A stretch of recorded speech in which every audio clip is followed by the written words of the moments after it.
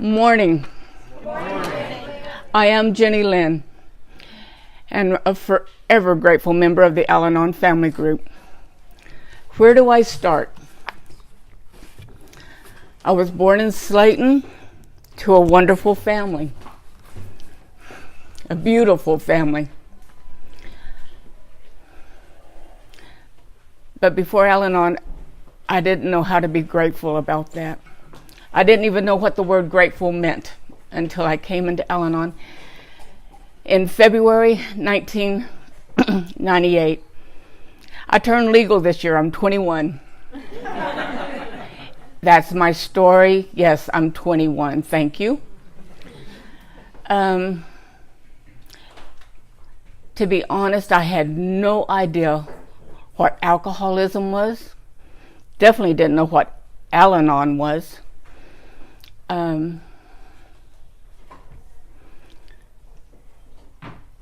But I was wired Al-Anonic, honestly, from the get-go. Because like I say, I was born into a beautiful family, a loving family. We may not have said the words, but we knew it. You just knew it in your heart. You were loved. You were cared for. Never went without. Always had what was needed. Wasn't grateful for it. Always wanted something else. Always wanted something different. Wasn't prepared. I was my mama's good girl. Heaven forbid I was anything else. She was firm. She was strict, but again loving. Like I said, couldn't ask for anything else. But I know in my heart of hearts, I was asking for something else. I wanted to be perfect, tried to be perfect. Today, that's not necessary. Again, had no idea what alcoholism was. Had some uncles, gorgeous uncles, just like my dad. Back in the 50s, the jet black hair. Some had motorcycles. Yes. My kind. Like I say, I didn't know there was anything going on because in my household, you didn't talk about stuff, especially with the children around. Everything was perfect. You walked out that door, everything was right with the world. Not until my 40s did I know not everything is perfect. That word perfect. It's scary today because it is something we achieve. It is something we work for. But really not, you can't have it. It's not perfect. We live in life. And today, life is pretty good. Like I say, I born in Slayton.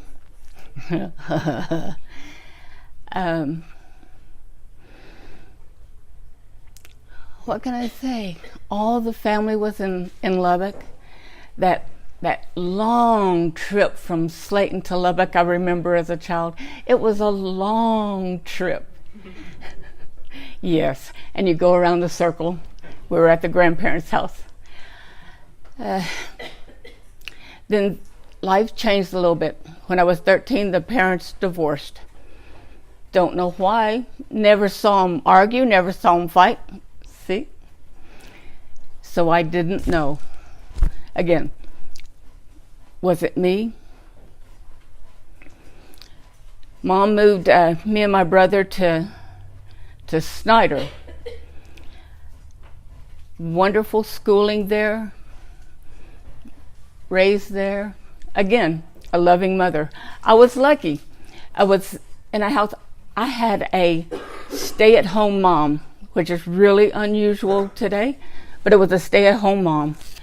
And that was a blessing. It was a blessing because she was there. She saw to the needs, she saw to the house, she could do everything. Strive to be perfect. I wanted to be like that. You did everything. You got things done. Wanted to be like that. Life was going good, getting a good education, happy, going where life was going. Then at 16, my brother was killed in a motorcycle accident. He was only 15. That's when you learn sadness. But I really didn't face it because I was a runner. And made it about me.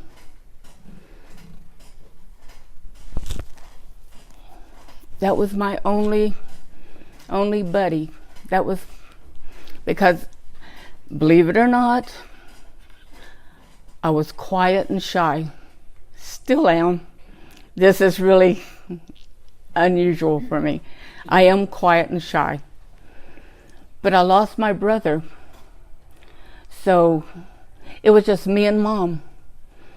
And it grew up pretty fast because she was a single lady trying to make ends meet.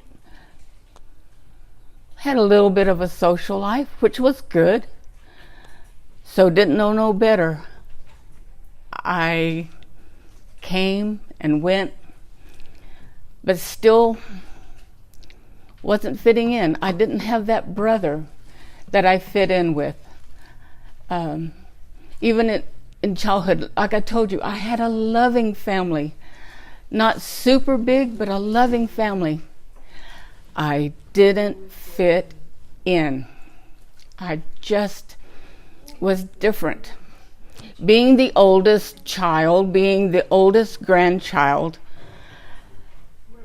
I guess there was a little responsibility, and I wasn't good at that because heaven forbid I wasn't perfect and I didn't make the right decisions.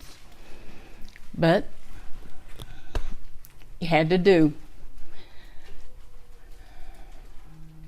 Just not fitting in. Didn't fit in my family. Didn't fit in really at school. Didn't make friends easy because I was too shy.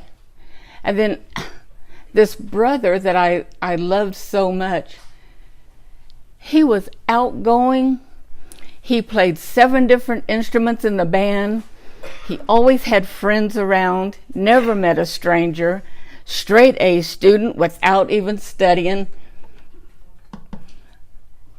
If I brought home a C, that was doing good. Again, striving to be something I wasn't because I wanted to be like that. I wanted to be like that. I wanted to be like you. I wanted to be different, something else. Then I got into high school and I found the drama department. I found my niche finally. I found that little place I could go and instantly felt right. Something I could do, something I could jump into and just go full throttle. First time in my life I ever had something like that because I wasn't good at my studies. Didn't know why, I just wasn't.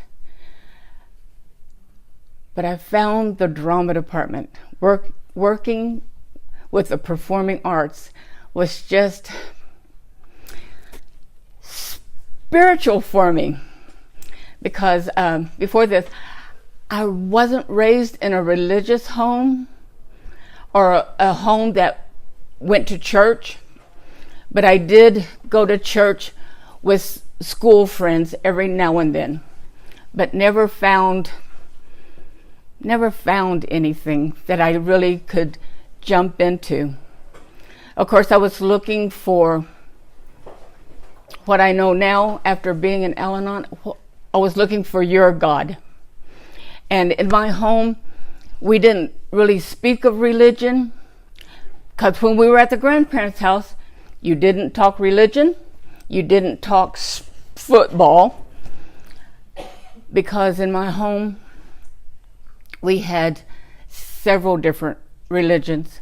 We had Catholic, Baptist, Methodist, and Jehovah's Witness.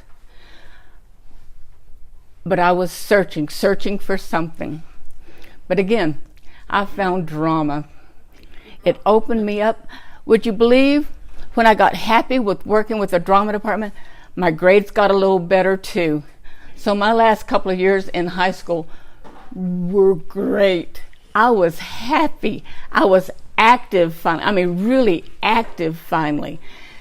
Had a small group of friends that we even met on Sundays, and we had an international cookbook, and we all brought ingredients, and we fixed our dinner. These little high school friends of mine. I was having a time of my life. But we have to graduate at the end of high school.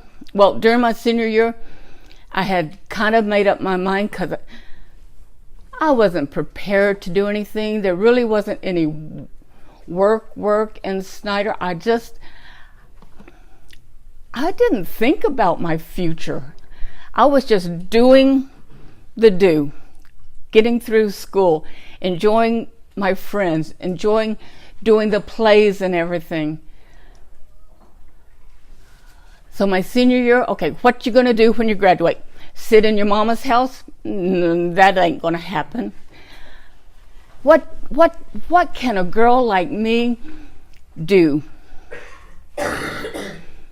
I signed up. Yes, I joined the military. Oh, that set me different than anyone else. Once again, I didn't belong because I was doing something different. You're looking at an ex-Marine.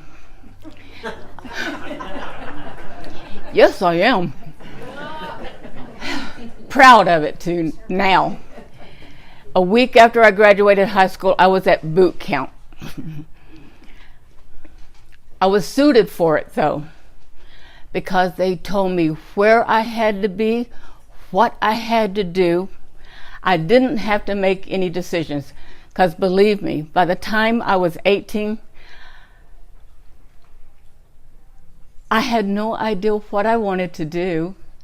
I couldn't make decisions. Now I know it was because, heaven forbid, I make a mistake. I was devastated if I did something wrong. Could be why I was so shy and quiet. But I joined the service, and like I say, they told me where I had to be, what I was going to wear. Hey, I was suited for it at that time. Made it through it. Got stationed eventually in Southern California. Ooh, they made it sound so good. We just redid the female barracks. We decorated them. We've got them beautiful.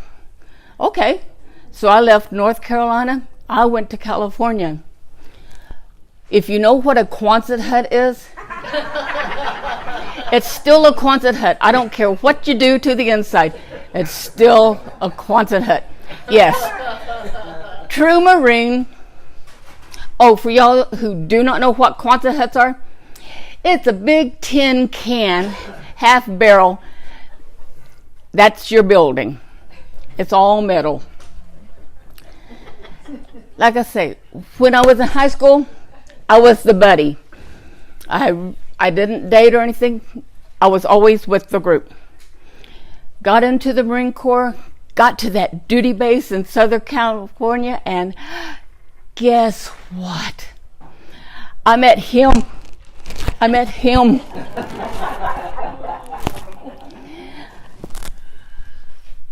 for the first time, it's like, yes, was introduced to him. Okay. Round by a pool table in the male barracks.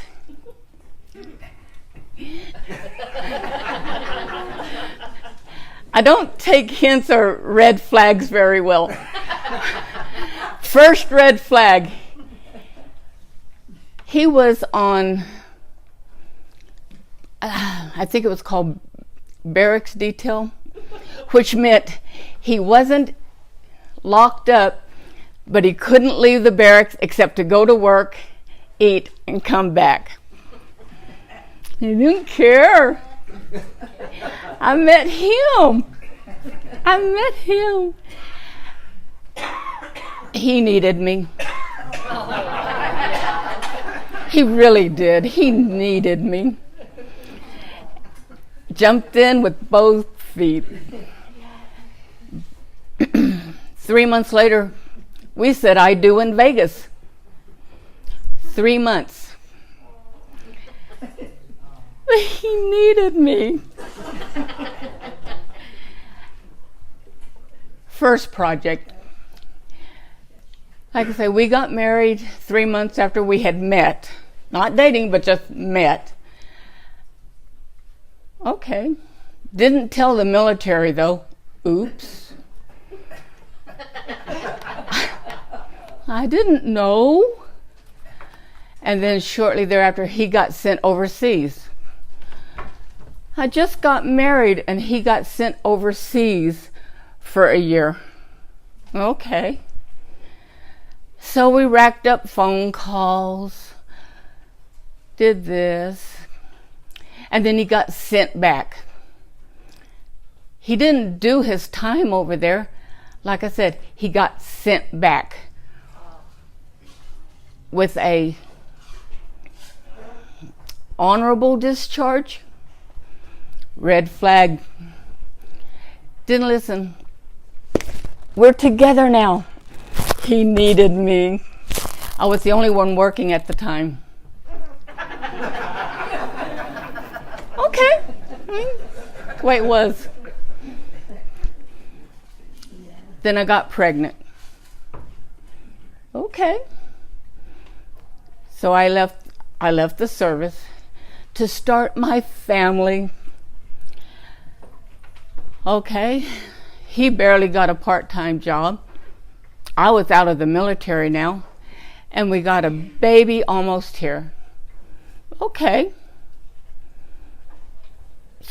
Not thinking about it, that's just where life takes you. And I'm good at that, just going where life takes you. Didn't know you had to think about things, you just did. We had my gorgeous son. Again, living in little apartments, here, there.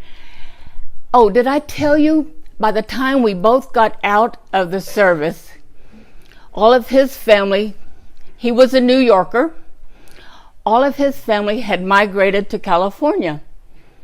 So we stayed in California. That's where all his family was. How's that? We've got me, the Texan, married to him, the New York City boy, and now I had a beautiful California son.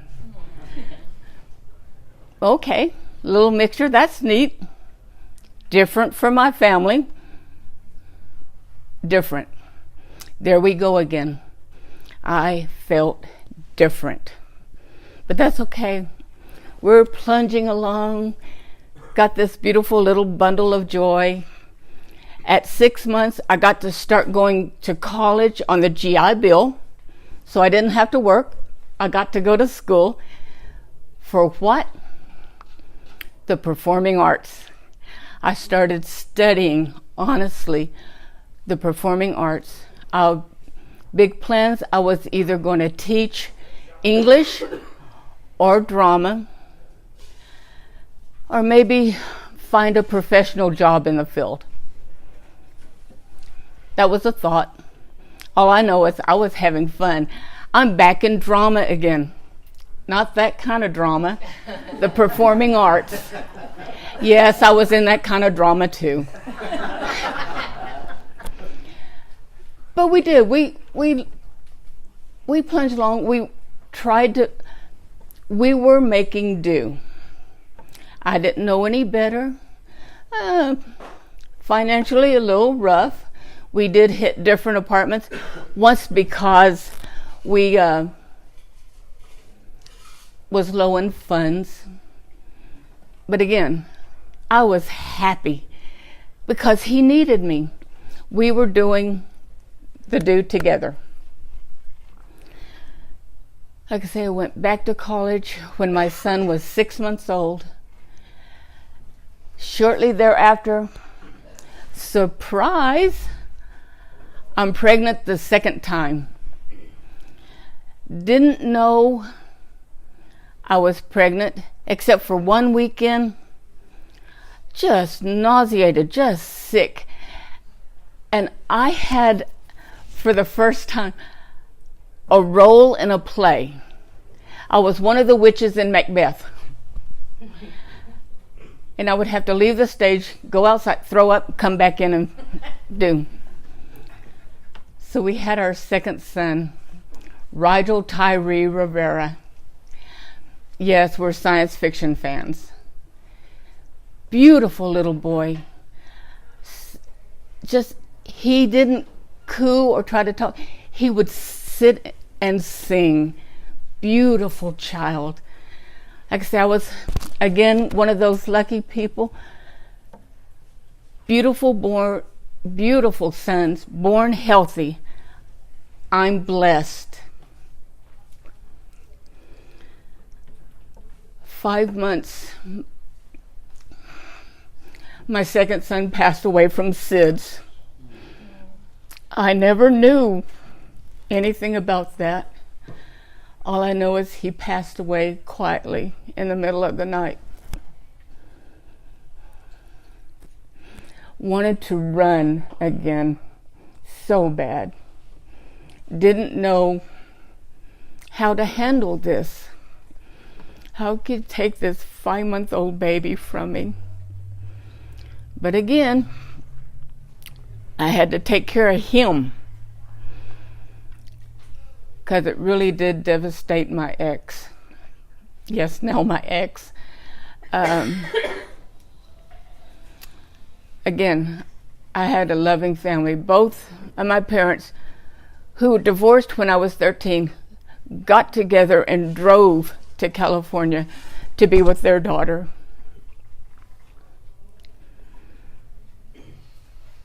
And life goes on. We buried that son and we went on. Life goes on. We made our living. We kept going.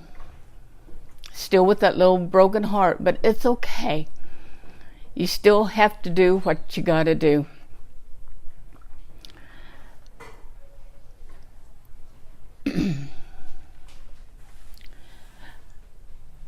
I had to quit college. One, the GI Bill ran out because I stayed every month I could on that GI Bill.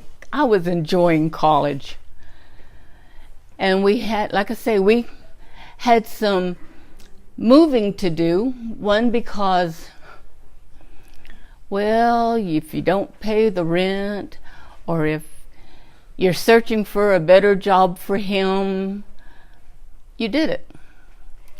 Because remember, ever since the service, I was the one who had the better job or stayed at the job. He was always starting a new job. Okay, that's the way it was. I had one college professor. She asked me one time, does he drink? Some beer every now and then. She introduced me to a therapist. I don't need a therapist. Went once.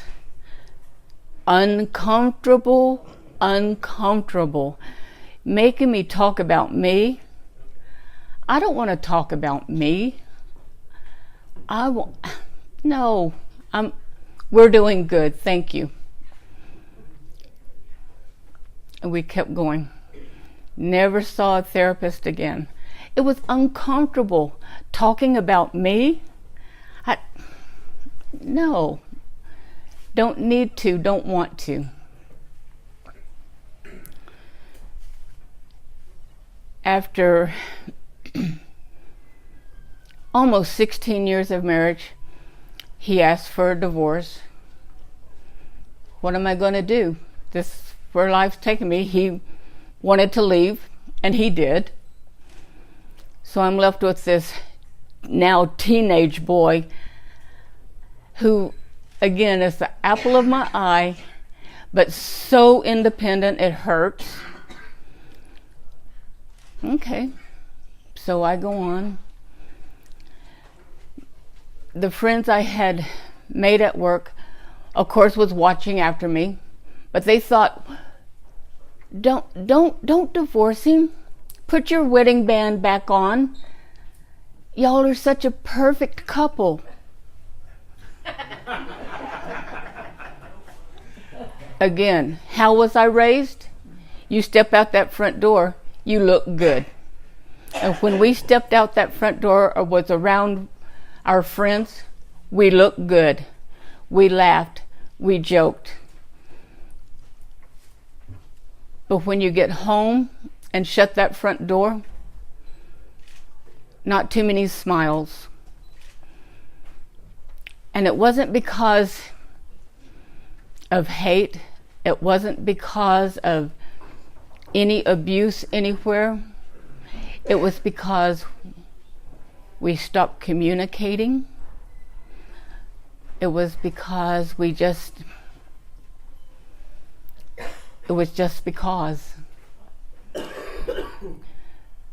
Again, I don't understand things, but I'm still living, so going.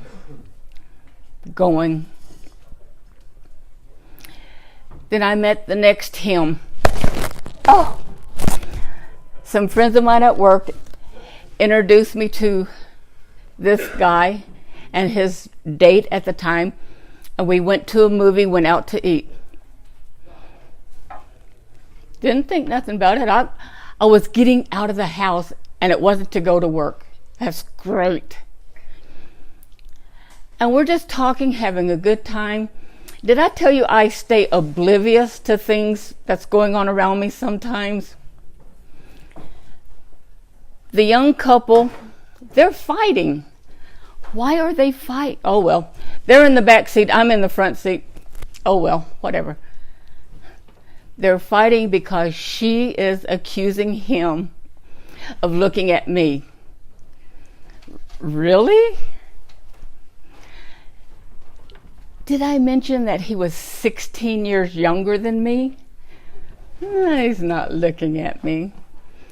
But while they're fighting and we're at the restaurant, she goes off to the bathroom with my friend because she's crying and everything. And I'm looking at him going, it'll be okay. It'll be okay. And I touch his arm. It'll be okay. Then I touched his knee. She'll be all right. The next day he came over to see me. He was looking at me. Whoa! I've been married for almost 16 years, so this was new to this person again. Started dating. Yeah, we did. Little bit of a cougar? Nah. He was not me. But he was nice to me.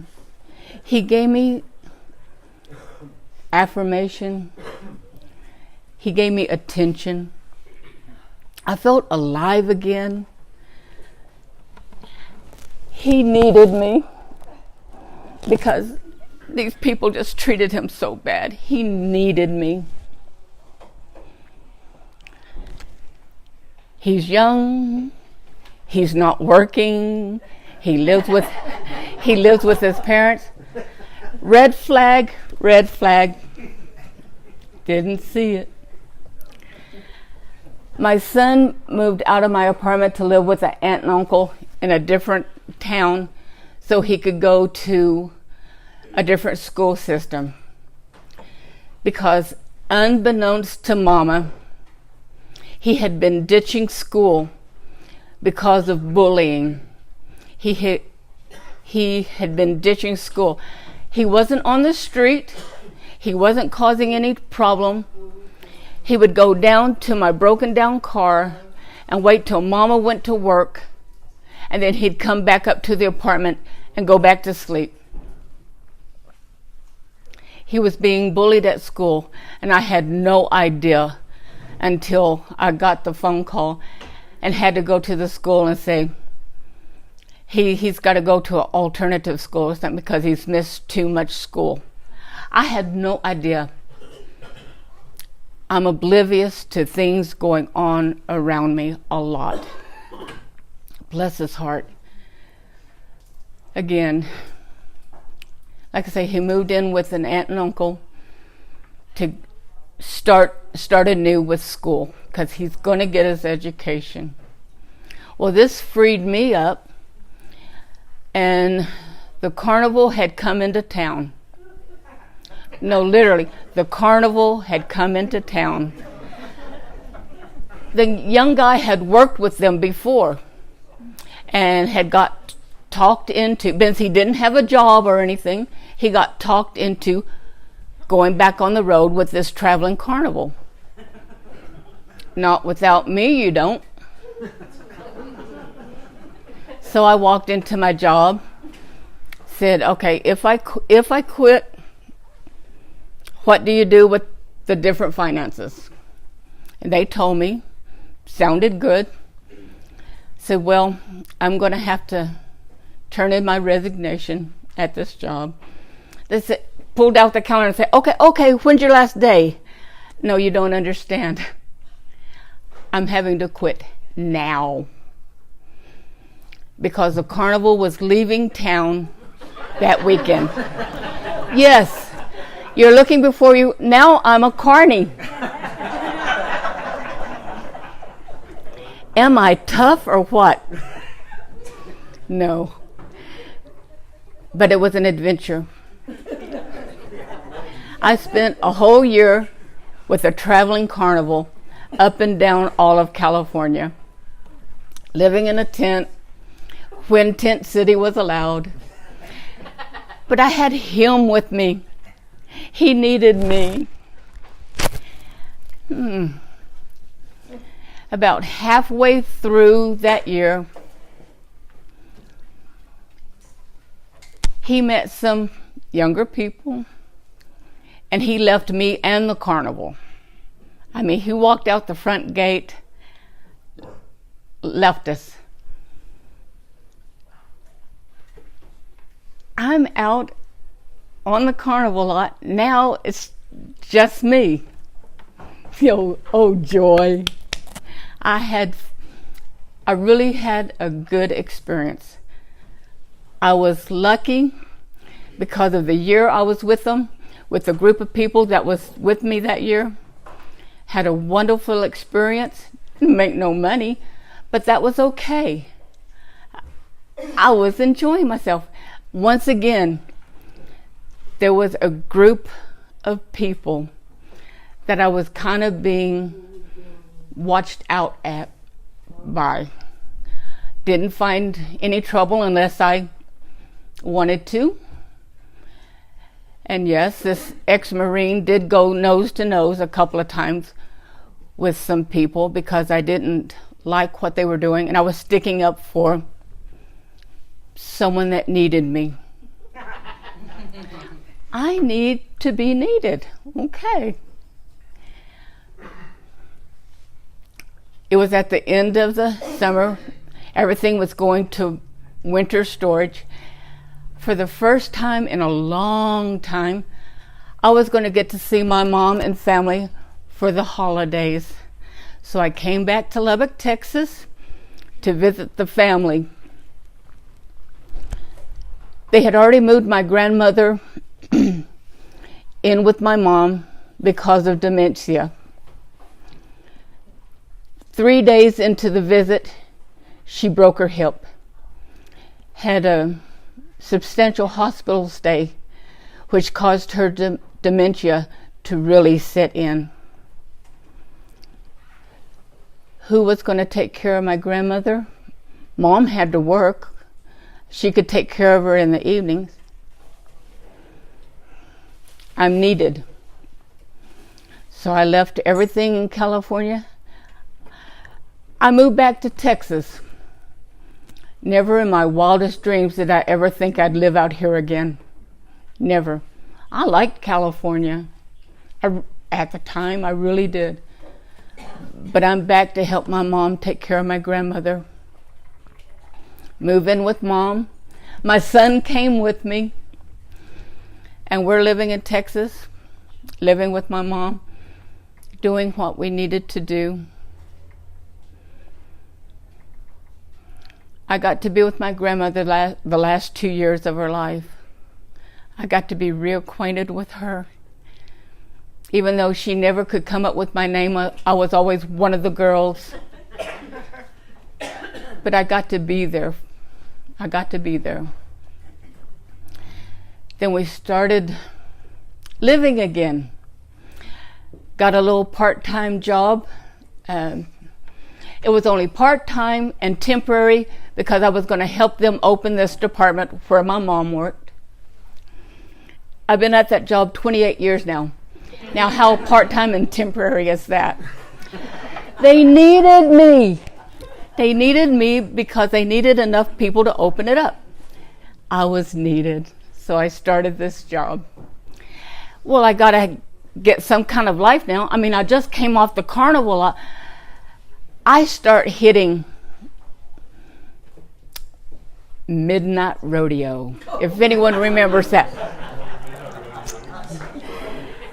Wow, this is neat. Yes, I met the next Mr. Him. I did. He needed me. I had to rescue him from all these other little females that were hanging around him. I had to take care of him. On our first date, we're sitting around in the living room, and he's telling me I'm an alcoholic. Okay. Red flag. I don't take these hints very well, but we sat there all night and I listened to him talk. He told me about how he was an alcoholic, how it broke up his first marriage, told me his story. Okay. I don't know how well I was listening, but okay. We started dating. And he lost his house because he wasn't working. Nothing new to me. I've been with people before who weren't working.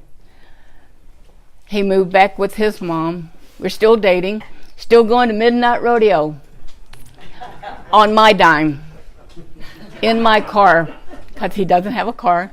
He can't drive, but we were going to Midnight Rodeo. Having a wonderful time by the pool tables. Oh, I miss that dance floor. Going around and around. I miss it. I would drink with him until he cut me off at about 10:30ish or something, because heaven forbid, I had to be the driver. Okay, I can do this. He needed me. We dated for a while. He did go into rehab a couple of times while we were dating. Shame to say, the instant he left those doors, I'd pick him up. And I do remember one of those times. We drove straight to the strip and bought a bottle for him. Not proud of it. But This is what I was asked to do, so this is what I did. He loved me. He needed my help. One of the other little stories is when he was living with his mama, I would drive to the strip, buy his jug of vodka, and in the wee hours of the dark morning, I would hide that vodka in the bushes in front of the house and drive off. That way he would have his alcohol when his mom went to work. Not proud of it now, but at the time, this is what I did. This is what I was supposed to do. This is what was asked of me. Finally took him out to managed care one last time in the middle of the night. I've got to go. Can you take me? Sure. Dropped him off. Like I say, it was in the middle of the night. And on the ride home, it just felt different. While he was at managed care, they had a family night. A family meeting. Well, yes, I was going to be there. Didn't hear much of what they say, but I knew that's where I needed to be, because that first night, that first date, when he's telling me about his alcoholism, he was talking about if only his wife, if only his mother had gone to Al-Anon, he would be sober today. This is what I was told. I listened, because when he's going through treatment, and I finally got to go and see exactly what was going on. All right, I'm going to do this. I'm going to do this because this is what he needs. He needs to see me in Al-Anon for his support, for his help, for the loving care I can give you. He got out, started going to the hub. I went to my first meeting after going round and round. Oh, I hate that little parking lot. But I started going several nights to the hub. Sit in that chair so I could look out this door, because I know he's in his meeting, I'm in my meeting, and if I sit in this chair just right, I can see him go to the bathroom. I know he's there. And I know he can see me and wants to see me. I just know it. Because I'm here to support him. I'm here to be what he said he needed. He needed that person in Al-Anon. It will keep him sober.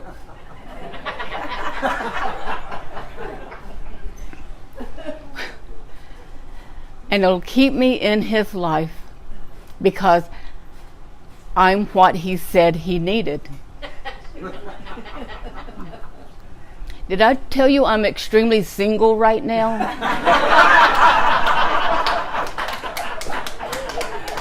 Because no, it did not keep me in his life. But I do like to say he is still clean and sober today, but it was nothing for me. But again, I keep going to Al-Anon because he can still see me. So maybe. I finally, that first meeting I went to, I think maybe I could say my name, but for the rest of it, cried and cried and cried. I don't know why I'm crying. I'm doing what he's needed. I'm sitting down in an Al-Anon meeting. That's what he said, but I am crying. I don't remember the ladies that was in that room. It was a noon meeting in one of the back rooms there at the hub. But they welcomed me. They made me feel warm. They gave me hugs. They didn't know me, but they gave me hugs and keep coming back. And I heard that. I heard them say, keep coming back. For the first time in a long time, I felt right. I felt at home. Like when I walked backstage in a theater, I felt right. It felt good. So I started coming to Al-Anon at the hub. I think it was at least 3 nights a week, and just enjoying it because I enjoyed sitting in this room and the people were laughing. They were making jokes. They were smiling at me. They were still giving me hugs. Still, after getting to know me a little bit, they were still giving me hugs. And yes, I was having a lot of secrets, because heaven forbid you get to know me, because you wouldn't like me if you knew what was in here. But I started listening, started opening up a little bit, met some wonderful people who aren't with us now, especially my first sponsor. And all I did was I walked up and someone had just asked her for her phone number. Well, I want your phone number too. And she took it at that. She became my sponsor. And it was nice. It was nice to be able to open up with someone, to start kind of talking about me. I want to talk about me. But it started in a warm, loving environment. It started. And I started doing Al-Anon for me, not for him. Started having to look at myself, which I never did my whole life. I never wanted to look at me. I didn't like what was inside. Like I told you, if you knew what was in here, you wouldn't like me. I just knew you wouldn't like me. And I wanted to be liked. I wanted to be part of the circle. Like I say, from that very first meeting that I don't even remember anyone in there, I felt a part of. I felt welcome, and I felt a warmth. And today I have that warmth in me. Oh, that first year I was on that pink cloud, I wanted to give Al-Anon and what I heard to everybody. Come with me. Here's the book. Here's a pamphlet. Come with me. No one took me up on it.